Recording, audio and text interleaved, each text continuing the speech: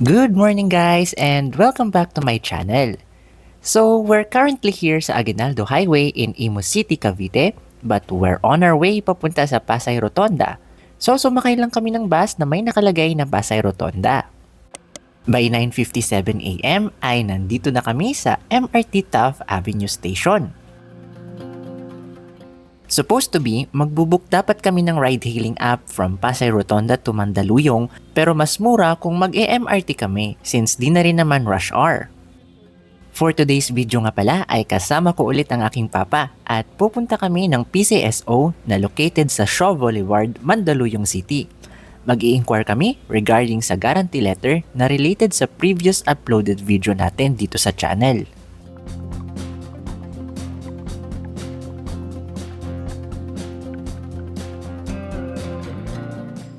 Share ko lang guys na this is actually the first time na makakasakay ako ng MRT dito sa Pilipinas and I am so excited. Buti na lang at hindi rush hour. Grabe rin pala ang convenience na naihahatid ng MRT when it comes to fare. From what I remember ay nasa 20 plus pesos lang ang inabot ng pamasahe namin per person. Less than 30 minutes lang at nakarating na kami sa MRT Shaw Station.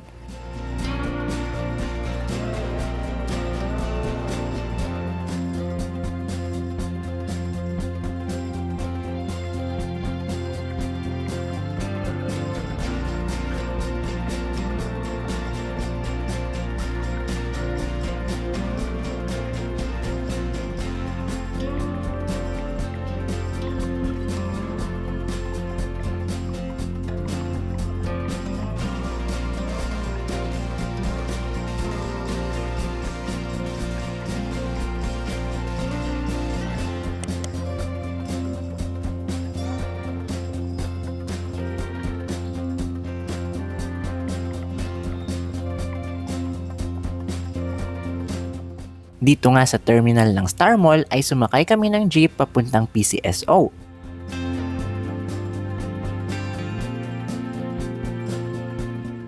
Finally ay nakarating na kami sa PCSO guys. Malapit lang din pala kung lalakarin from Star Mall. Once nakapasok na sa loob ay inexplain sa amin ng staff na hindi na po sila tumatanggap ng walk-in applicants for guarantee letter. And binigyan kami ng list of requirements for laboratory and diagnostic and imaging procedures. Ibig sabihin po ay online na po ang applications of guarantee letter. I-share ko sa inyo kung ano-ano ang mga requirements. Para malaman kung ano-ano ang mga list of requirements para makahingi ng guarantee letter, pumunta lamang po sa website ng PCSO. I-click ang Programs and Services tab at hanapin ang Charity Assistance Department or CAD Programs and Services. I-click ang Medical Assistance Program or MAP. Dito nyo makikita ang mga requests covered and requirements. Meron dito for confinement, hemodialysis, radiation therapy at iba pa. Sa case namin ay nakapaloob naman sa laboratory, diagnostic and imaging requests. Kapag na-click nyo po yan, ay lalabas na ang list of requirements na need nyong ipasa sa PCSO. Iisa-isain po natin ang mga list of requirements for laboratory, diagnostic, and imaging requests. Kaya kung kayo po ay under din sa same category of requirements ay baka po makatulong ito sa inyo.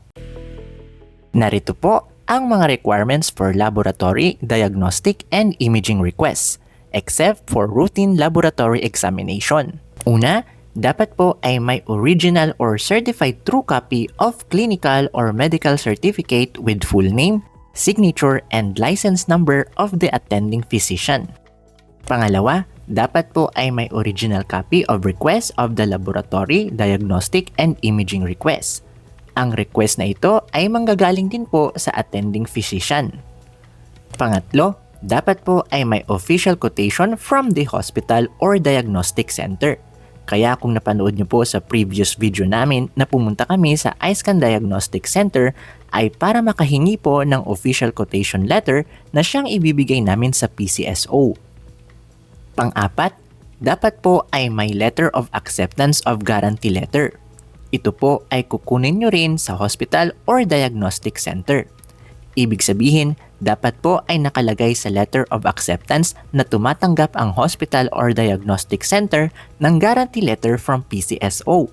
According sa staff na nakausap namin sa PCSO, pwedeng ang quotation letter at letter of acceptance ay iisa na lang as long as may nakalagay sa letter na dapat ay tumatanggap ang diagnostic center ng guarantee letter.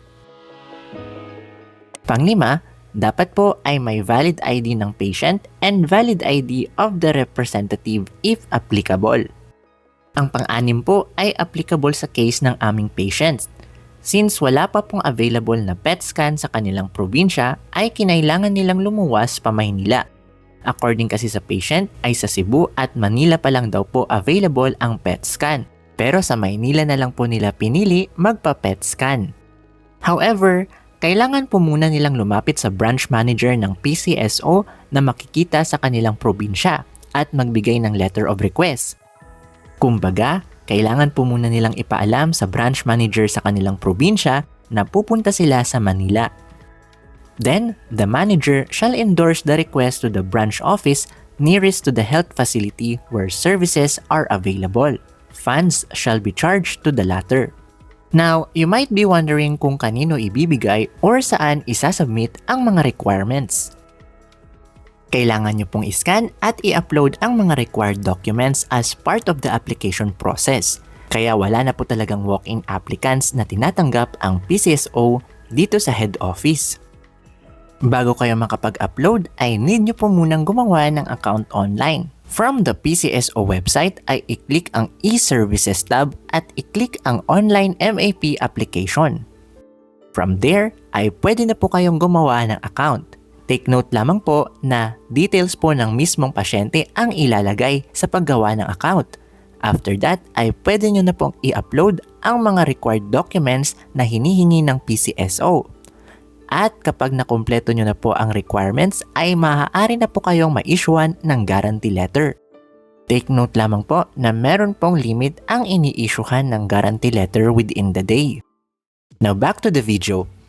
After naming mag-inquire sa PCSO ay dito na rin kami inabutan ng tanghali. Kaya dito na rin kami nag-decide mag-lunch sa likod ng PCSO building. Meron kami ditong naabutan na nagtitinda ng masarap na ulam na lutong bahay. And ito ang ulam ko guys oh. After namin kumain ay naghanap na kami ng malapit na bangko.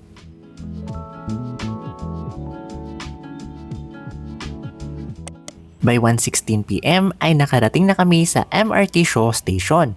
Papunta dito ay nilakad na lang namin from PCSO since walking distance lang naman and medyo mainit lang nga guys. So, biyahe na kami nito guys, pabalik ng TAP station.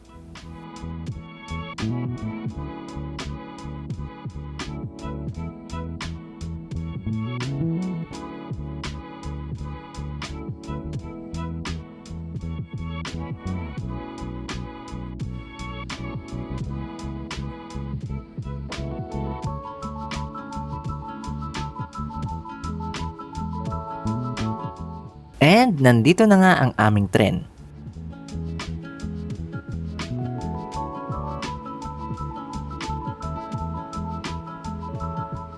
Super ganda ng BGC skyline sa background.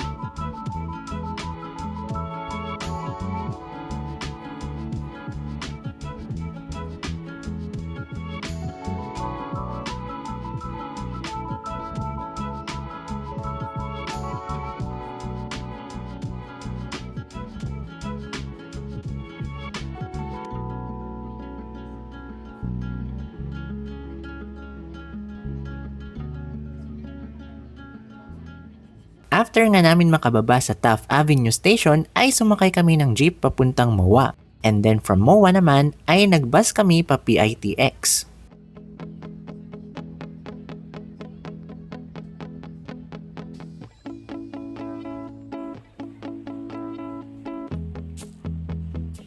Bago umuwi ay nagmerienda muna kami ng halo-halo. A well-deserved merienda sa biyahe at pagod namin for the day.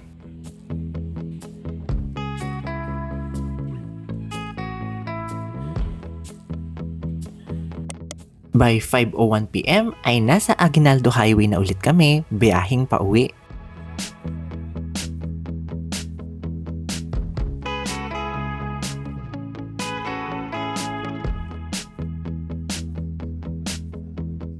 Kung nakarating po kayo sa dulo ng video ito ay thank you so much po.